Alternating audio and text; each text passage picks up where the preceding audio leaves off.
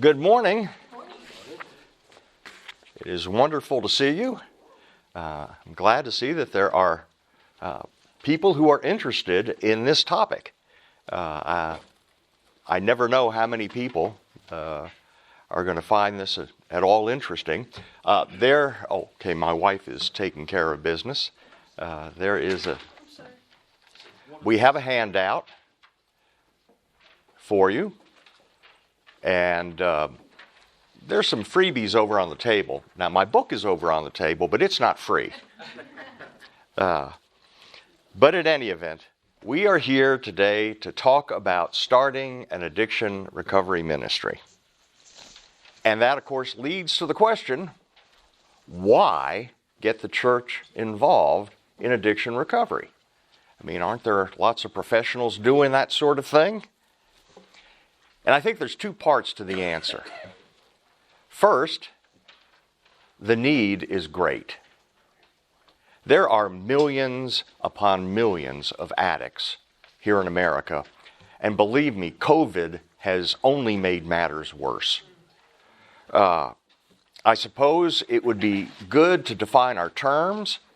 We're talking about addiction. Now, what do I mean when I talk about addiction?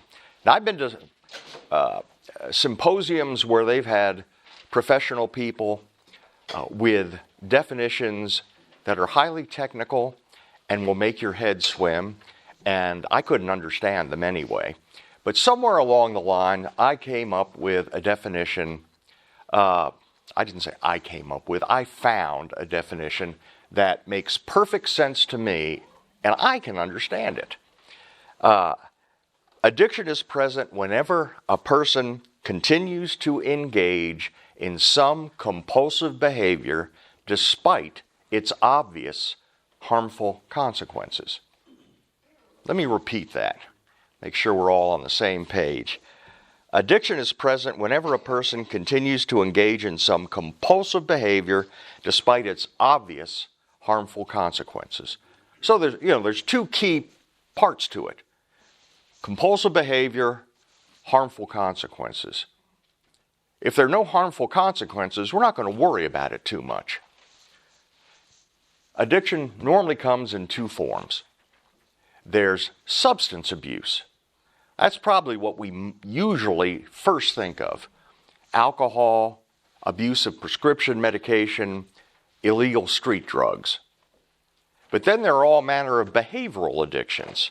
Things like gambling, pornography, eating disorders, self-harm, people who cut. There's shopping addictions. Video games are addictive. And guess what? So is social media.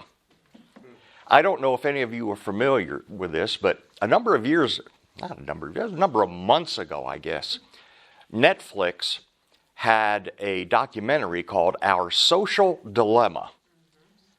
Oh, some of you watched that. It was so interesting because you had these industry insiders all candidly admitting all social media is intended to be addictive. So if you're a Facebook junkie, they want you to be. You're doing exactly what they designed their platform to do. So the first part of the answer, why get the church involved, is because there's such a big need. The second part of the answer, you find in the whole theme of this workshop, which is preach the word to everyone. And as far as I'm aware, everyone means everyone, right? Even addicts. So think of starting an addiction recovery ministry as just adding to whatever you already do for local outreach. It's local evangelism. Here at Sunset, we have divorce care, grief share, single women's ministry, Dave Ramsey seminars, trunk or treat. We do a number of things to try to reach out to the community. This is another one like that. So what can the church do? Well, I want to suggest this morning that the main thing the church can do is start an addiction recovery support group. Now, you know what I mean when I say a support group. Just people coming together, supporting one another. They come together because they have a common problem. Now, if church property is going to be used, and of course that's always going to be up to church leadership, you're going to have some strict guidelines in place, and you need to be prepared to enforce them. Now, this isn't rocket science, but things like no smoking on church property. You don't want them smoking in your building. You don't want cigarette butts on the sidewalks and in the grass. And you might be thinking, why is he even talking about this? Well, because people who are addicted to things, usually one of the things they're addicted to is cigarettes. And even if they're having some luck breaking their other addictions, tobacco and nicotine are usually the last to go. So this is for real. Second, no foul language during meetings. Another one, no drugs, no booze, no drug paraphernalia allowed on the church property. And then finally, no one allowed in the meeting if they come intoxicated, high. Now,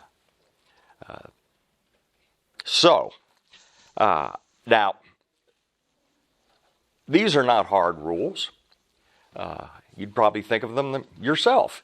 But I don't want to leave you with the impression that starting such a ministry is necessarily easy, because there are a number of factors to consider. And I want to talk about that right now. One, let's face it, if you were to start this kind of ministry, you'd like to reach out to brothers and sisters in Christ who are suffering, right? But you need to understand that sometimes they're the hardest to reach because they don't want to come out of the closet.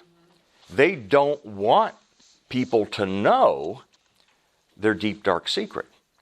And if they do go to a support group, it's probably across town somewhere where nobody knows them. So don't just count on them flocking to your meeting. Another factor is denial. And you probably have heard that term. Oh, you're in denial, man.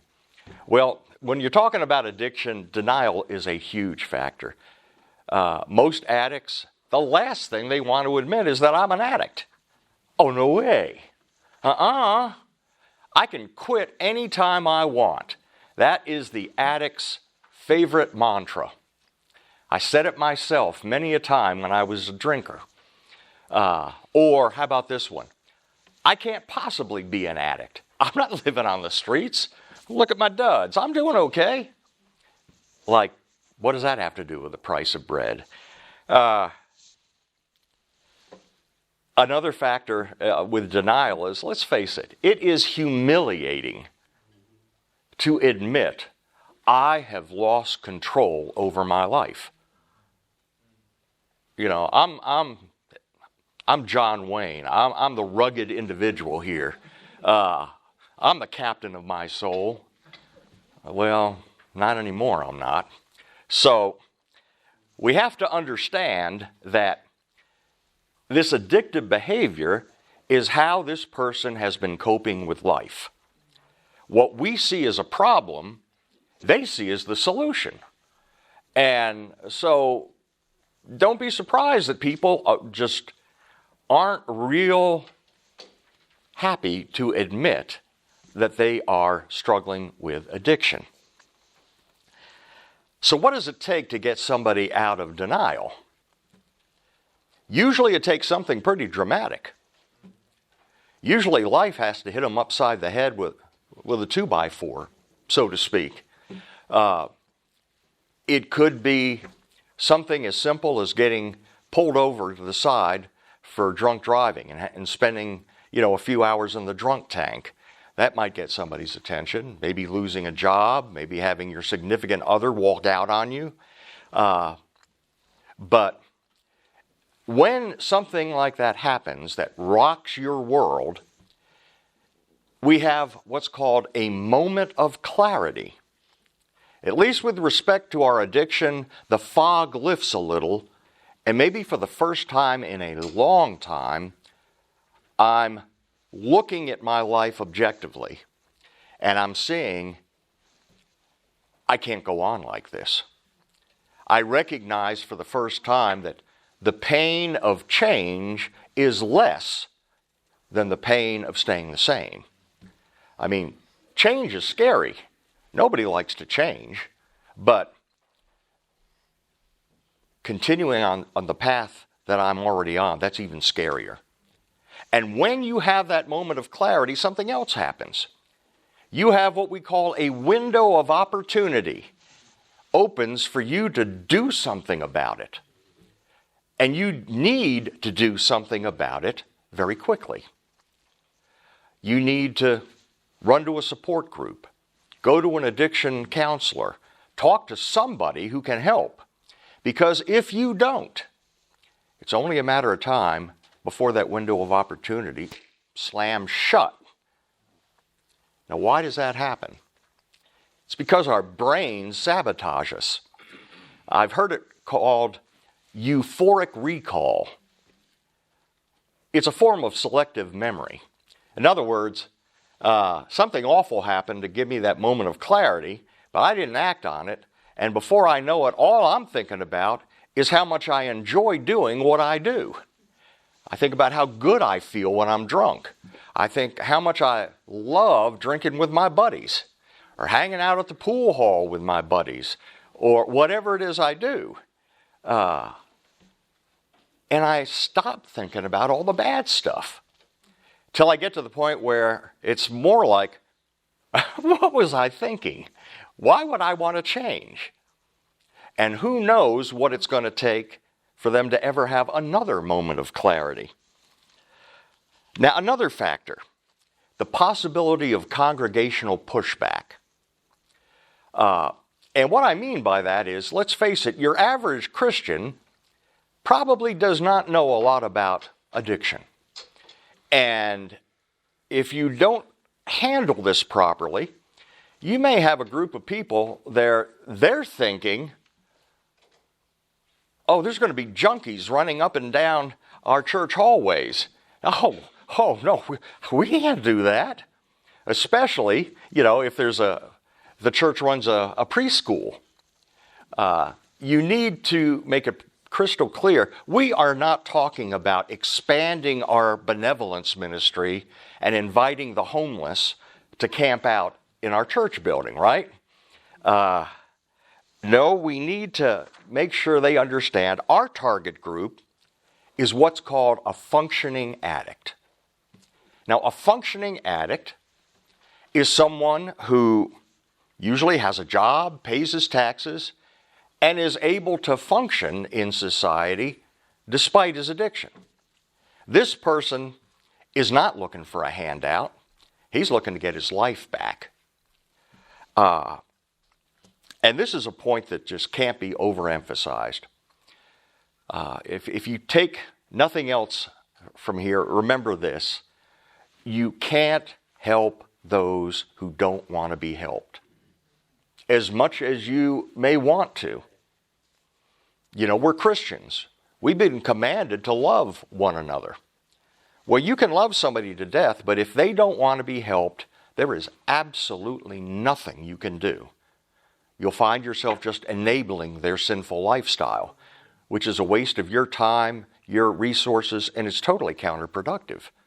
You're not helping them, you're hurting them.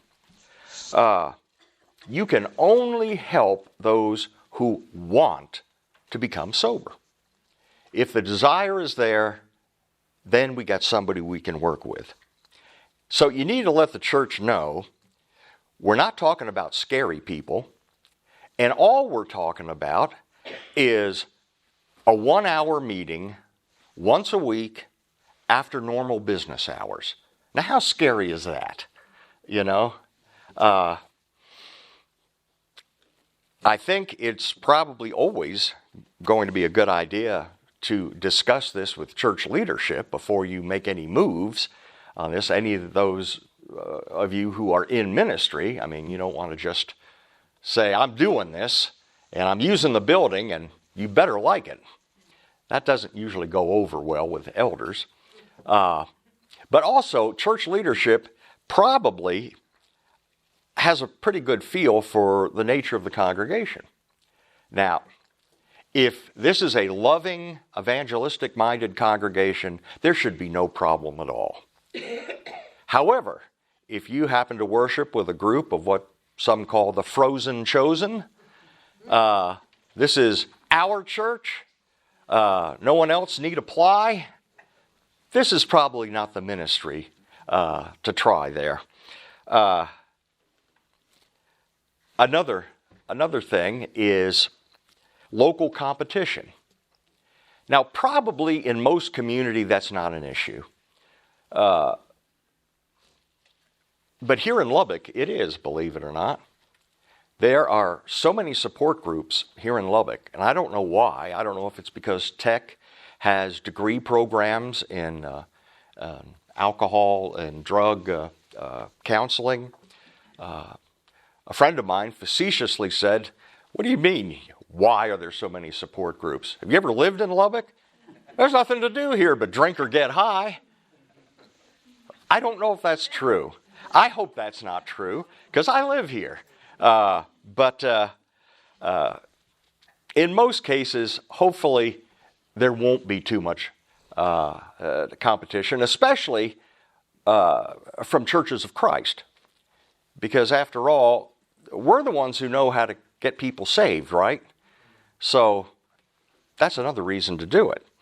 Now, I believe that it is essential when you are in the formative stages of a support group that you have a core group of 4 to 6 members who are absolutely committed to this ministry. They're going to be there every time we meet, if it's at all possible. I say that because it's just the nature of the beast. It's kind of like a catch-22. You have to have people to attract people. And think of it this way. I'm a drunk. I've had my moment of clarity. I show up at your support group, and I don't want to talk. I don't want to participate. I want to sit. I want to listen. I want to observe. I want to make some judgments about whether I could see myself ever coming back. But if I show up and there's only 2 people here, there's no place for me to hide.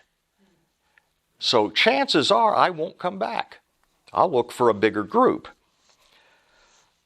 So the bottom line of all this isn't just something that you can always make happen.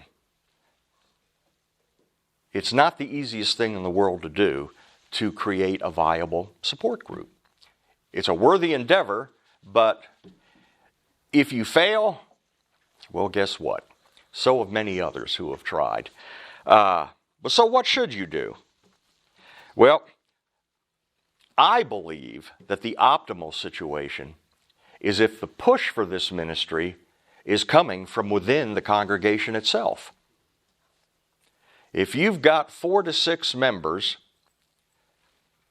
who are struggling with addiction or who have struggled in the past and want to do this, that's the best possible situation.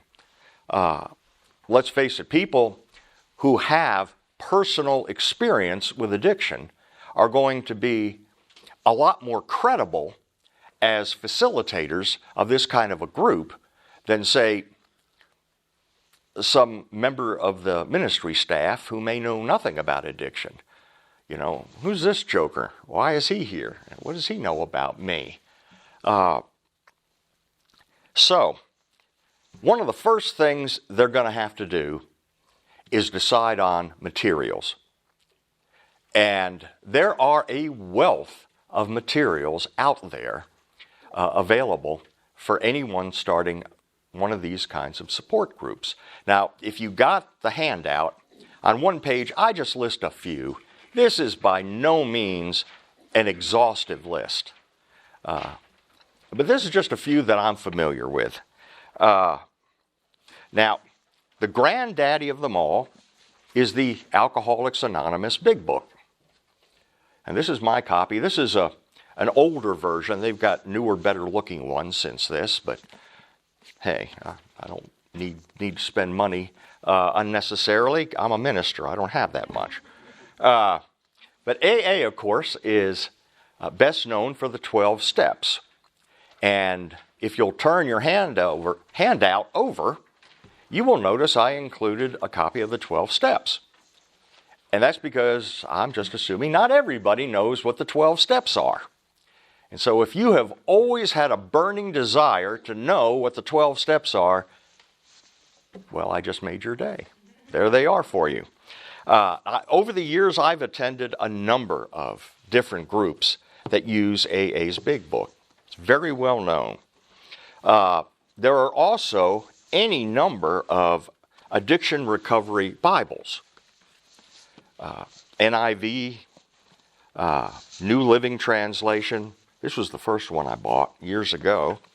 Here's Celebrate Recovery's version. I think it's the NIV too. A group could decide to use that if they wanted, or maybe just the individual wanted to use that as his devotional Bible. They usually have topics related to addiction, of course, and any number of scriptures that are related to the various 12 steps. Believe it or not, there are some other programs. Here's one, Christians Against Substance Abuse, also known as CASA. This is put out by members of our brotherhood. It's a Christian Bible-based 12-step program. It's put out by the New Life Ministries people who are headquartered in Corpus Christi. Buck Griffith, I think, is still in charge of that. I've used this in prison ministry many times, and I've used it with people on parole. A related resource, 12 Steps to a Closer Walk with God. As you might gather from the title, this is also a Christian Bible-based 12-step program. And believe it or not, also put out by members of our brotherhood. This is put out by Don Humphrey and friends of his who call themselves the James Group. I've used this on a number of occasions through the years also. Now, I would be remiss if I did not mention Celebrate Recovery. There's their Bible again. Without a doubt, Celebrate Recovery is the best-known, quote-unquote, Christian substance abuse program. You know, it's put out by Rick Warren's Saddleback Church out in California. It's supposedly built around 8 principles taken from the Beatitudes, but really it's, in my experience, it's another repackaging of the 12 steps. I think I can safely say that it is the most popular program among churches generally, and even within our brotherhood. Most churches seem to use Celebrate Recovery. I think it's because it's so well known. You can count on attracting people just by the name.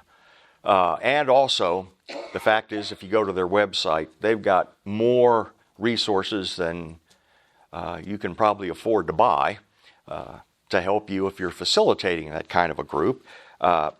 Here's the only thing that you really need is these 4 workbooks. Now, every member of a Celebrate Recovery group is expected to buy these. They have lots of other things, but you don't have to buy them if you don't want them. Now, Celebrate Recovery is kind of unique, especially in the format of their meetings. They suggest that you have a 3-hour meeting. The first hour is devoted to a common meal. The second hour, the whole group stays together for kind of a worship and praise service, and usually there's teaching, somebody brings a message. And then the third hour, they usually break up by gender. And there you just have open discussion of whatever the members have on their hearts and want to talk about. Now, I should add that Celebrate Recovery strongly urges would-be facilitators to attend their training seminars. They're very fond of their program, and they want you thoroughly indoctrinated before you get involved. They want you doing things their way. Now, it's up to you whether you do or not. Some do, some don't. Now, I guess I'm going to be iconoclastic here. I do not recommend meeting for 3 hours. That's asking a lot of people, you know. We live, you know, in a busy time. I got places to be, people to see, things to do. Wife and kids may want to see me. Maybe not. But in any event, 3 hours, I think that's unrealistic. I would say keep it to an hour or an hour and a half at the most. Now, Sunset tried Celebrate Recovery a number of years ago. This was before my wife Robin and I moved back to Lubbock. And they tried it for a year and then gave up. And they tried doing it Celebrate Recovery's way, you know, with the meal and the meeting 3 hours and everything. And all the volunteers ended up getting burned out. Now, it wasn't so much the 3 hours that burned them out, but what they discovered was that every week they'd generate a decent crowd, but it seemed like it was different people coming every week. There wasn't a lot of repeat business, so they figured, I don't think we're really doing much good here. So they just kind of gave up. Now, I would recommend that you not provide a meal. That's a lot of work. You know, time and expense, and it's not needed. If you want, you can supply coffee or water or soft drinks or some kind of snacks. You can either offer them for free or charge something. It's up to you, but it's not needed either. What's needed is just the group and a place to meet. But that's something you would have to decide on. But again, I'd advise meeting no more than an hour and a half, and probably closer to an hour is better. You know, if people want to stay later, they can stay later or continue the meeting, the conversation elsewhere. Now, our Brotherhood has produced another resource. I wouldn't call it a program, but it's a book entitled Called to Be Free. And you're looking at the author. And don't let that discourage you. In fact, I've got copies over there for sale if you're interested. They're $15.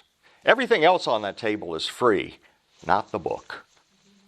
Now, I have to say, and I think I can say this honestly, I think my book is different than any other resource that I've ever used or encountered. And I wrote it because, frankly, I wasn't totally satisfied with anything that I had been using in my addiction recovery ministry.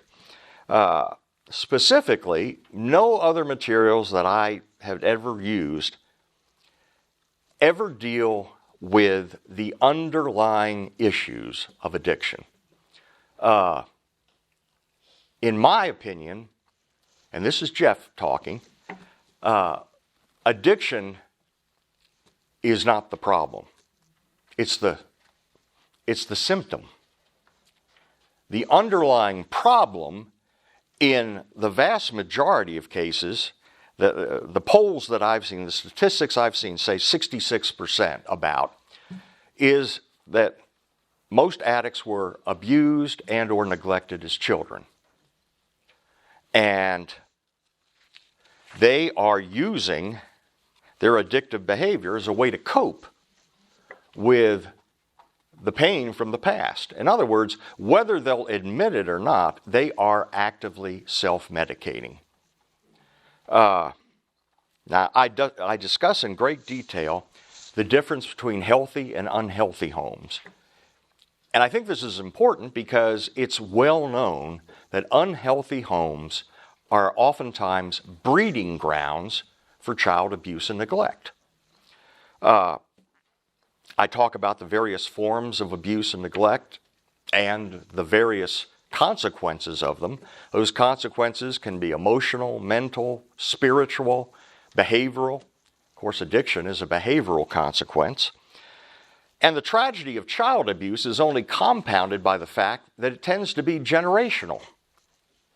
In other words, it's handed down one generation after another, reproduces the same behavior that we grew up with, unless and until somebody decides enough is enough, I need to get help. But unfortunately, this does not usually happen. In fact, people who were abused as children usually don't even recognize it. And even if they recognize it, they don't want to talk about it. And this seems counterintuitive, doesn't it? How can you be abused and not know it? Or not want to talk about it? Well, to give you an illustration, I encountered a study that was done of men who were on trial for heinous crimes, extremely serious felonies that were going to bring them either life sentences, death penalty, big time. And the researchers already knew these men had come from horrible backgrounds. And yet, in every single case, those defendants refused to admit that they had ever been abused and wanted no mention of their childhood to be brought up during their defense, even though it might have gotten them a lighter sentence. Now, what's up with that? Well, there's a number of things going on. One is denial. I just don't want to believe that my parents were abusive. It's one thing to say, well, sure, mom and dad weren't perfect, but they weren't monsters. Maybe not. Sometimes they just don't want to revisit the past. I don't even want to think about it, you know. Another factor that is really interesting is that children tend to blame themselves for their own abuse. Children are so self-centered, you know, they think the world revolves around them, and they think they are the ones that caused themselves to be abused. I was bad. I was rotten. That sort of thing. Some people, they don't want to be disloyal to the family. They were raised with the idea of honor thy father and thy mother, and how can I do that and say they abused me? Sometimes there's a family secret that has to be upheld. Let me tell you, if you come from an unhealthy family, a lot of unhealthy families have a family secret.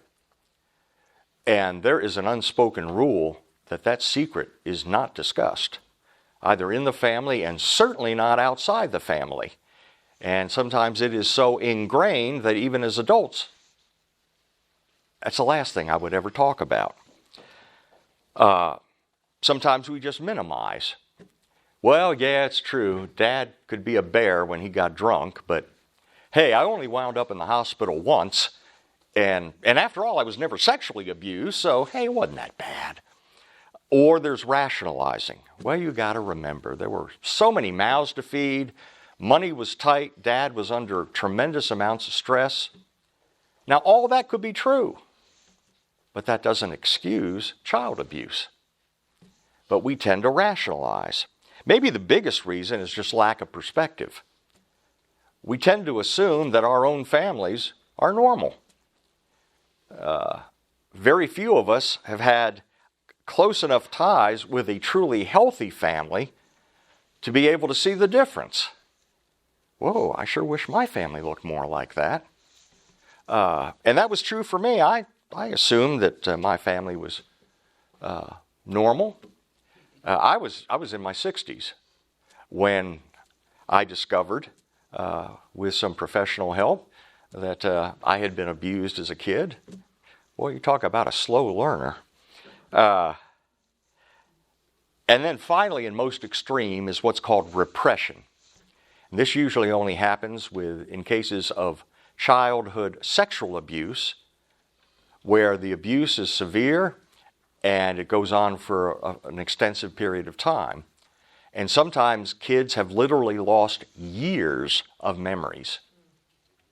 It's like a God-given self-defense mechanism, because the kid's mind isn't prepared to deal with what was going on. Now, I also discussed the biology of addiction, what's going on in the brain, how it works.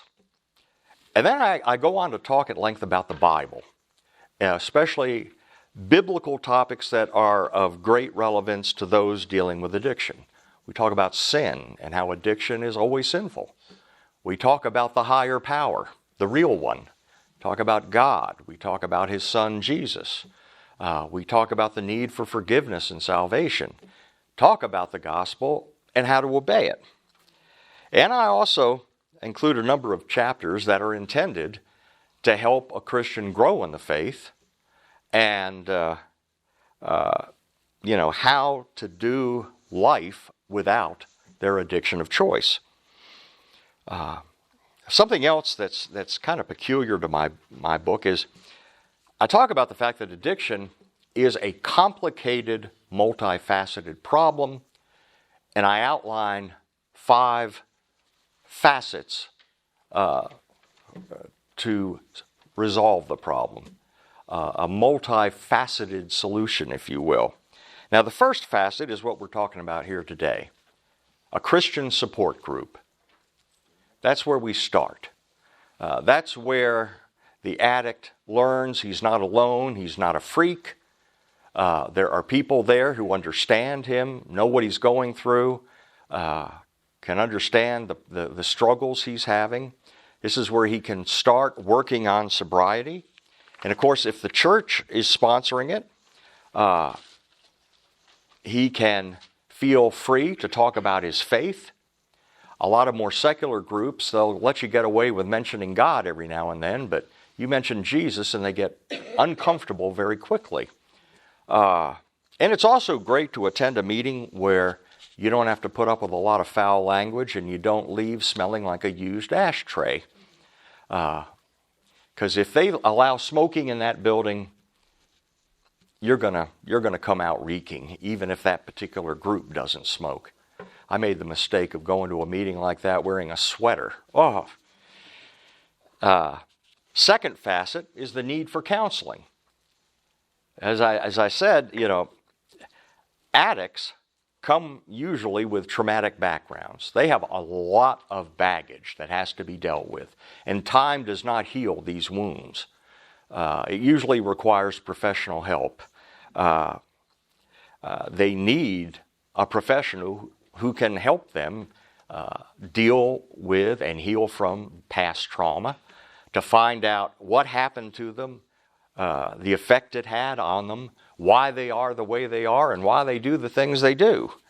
And hopefully this will help them to break that vicious cycle so they don't repeat with their families what they did, what was done to them. Third, most addicts would definitely benefit from real medication. Most addicts, in my experience, suffer from things like anxiety, depression, mood swings.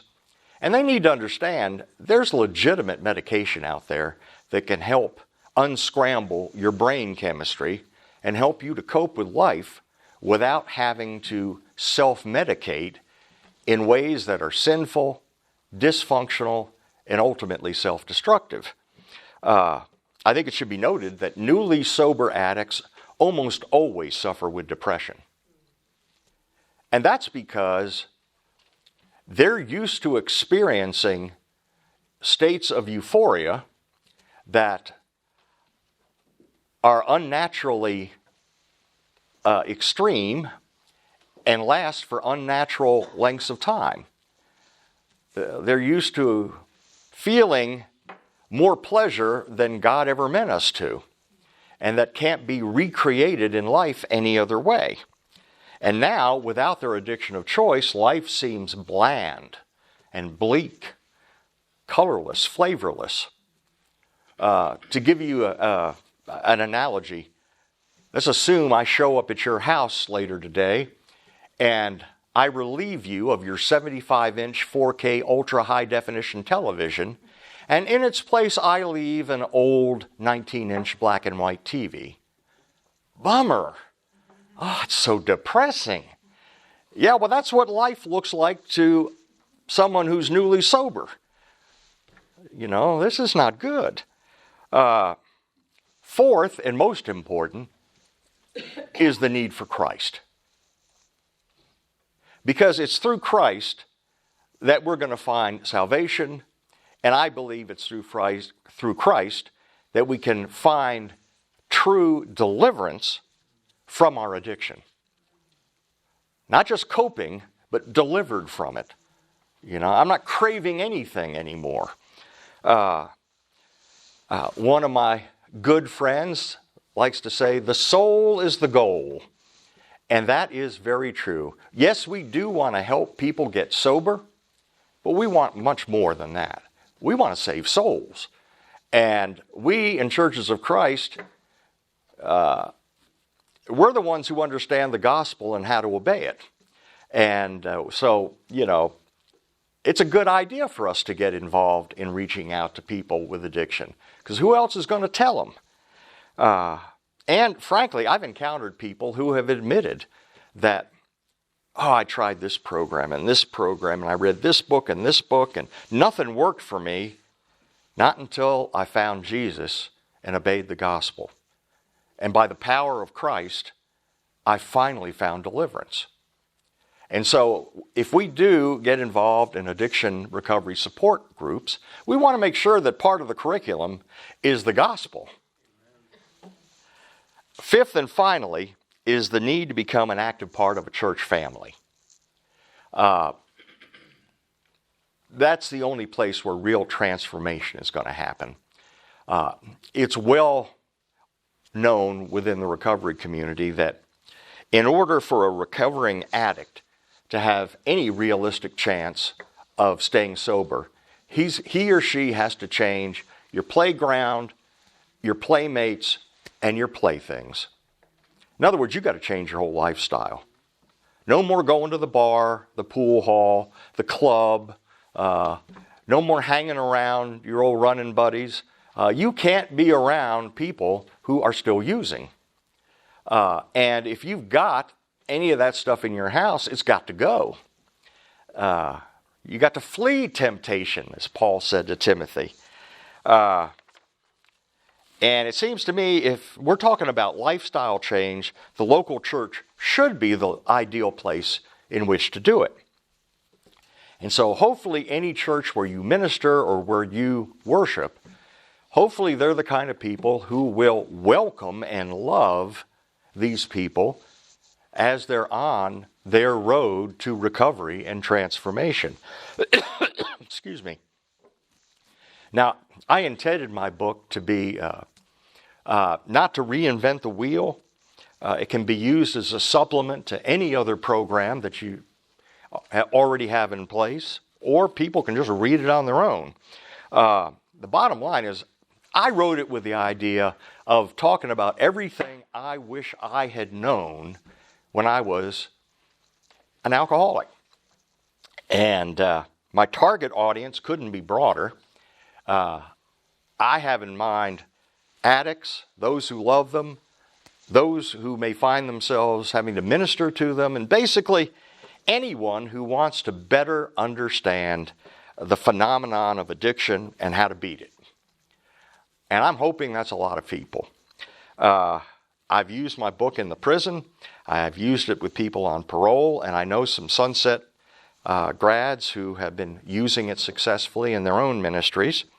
Now, I want to segue from my book just into the idea that I think it's probably a good idea for any support group to use more than one resource. Keep things, variety is the spice of life. Keep things interesting. I've been in groups where people, the consensus of the group was, hey, let's put the 12 steps aside for a while and let's talk about something else. So it seems to me members should be made to feel free to suggest other books that they've encountered that they think might help the group. Hey, I read this fantastic book. It really helped me. I'd like to talk about it. Now, some other considerations. Oh, I still got plenty of time. No, I don't.